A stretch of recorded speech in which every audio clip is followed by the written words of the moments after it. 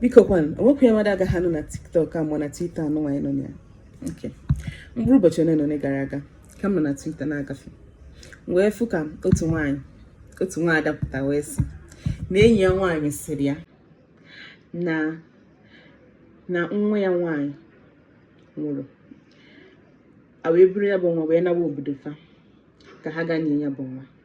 Ka ha ruru ebe ahụ, ha wee sị ndị mmadụ wee na-agwazi ya bụ enyi ya nwaanyị okwu wee na-asị ka ọ nọ mara na ezinụlọ wụbata na nwa izizi a mụrụ na ezinụlọ ahụ na-anwụrịrị, na ọ ga-anwụrịrị tupu o ruo afọ 12 ma ọ bụ o ruo afọ 12 ahụ, na ya bụ nwa ga-anwụrịrị. Nwa izizi ọbụla a mụrụ, mana nke ịbụọ na-adị, ndị ọzọ ga-adị, mana nke izizi ga-anwụrịrị.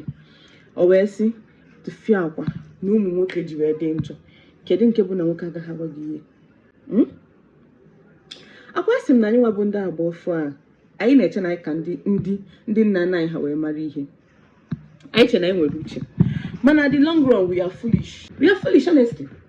Maka na ịma ngwa m abịa na ndị Igbo, anyị nwagodo mbido ndị Igbo, agaghị m ekwu maka agbụrụ ọzọ, aga m ekwu maka ndị Igbo, maka na Igbo ka mbụ. Oge gboo, tupu mmadụ anụ di maọbụ mmadụ anụ nwaanyị, enwere ihe a na-akpọ ịjụ ese. Mana ịjụ ese bụ ọ bụghị onye ndị ezinụlọ ahụ ka ị ga-ajụ ese. Ị gaa n'agbata obi, gaa n'obodo, jụọ ndị na-agafe ụzọ, ị jụọ ha ese ezinụlọ, ị gaghị ajụ ofu onye, ị gaghị ajụ mmadụ na-abụ, ịjụ ese agbụrụ. Maka na enwere agbụrụ na-adịghị mma itinye isi, nke bụ eziokwu. Enwere agbụrụ na-adịghị mma ịgọta ọgụ, ma agbụrụ nwoke ma agbụrụ nwaanyị, ma gị na-anụ di ma gị na-anụ nwaanyị. Gị bụ nke nwaanyị, ị gaa n'obodo ahụ gaga jụọ ese agbụrụ ahụ, ị mara ka agbụrụ si eme. This is not the time to apportion blame na men as care. Onwe anyị ga-agwa gị na nke dị mma, onwe anyị ga-agwa gị na ofe nne ya tere adịghị ụtọ. So nobody is going to condemn their own lineage to you. Ọrụ gị ka ọ bụ ime gịnị? Ị gaga jụta ese agbụrụ. But no, what are you going to do? Oge ị ga-eji wee na-eme ihe dị mkpa, i were ya na-ajụ ya, if water is drowning my mother, your mother and me, who are you going to save? If this is going to happen, what are you going to do?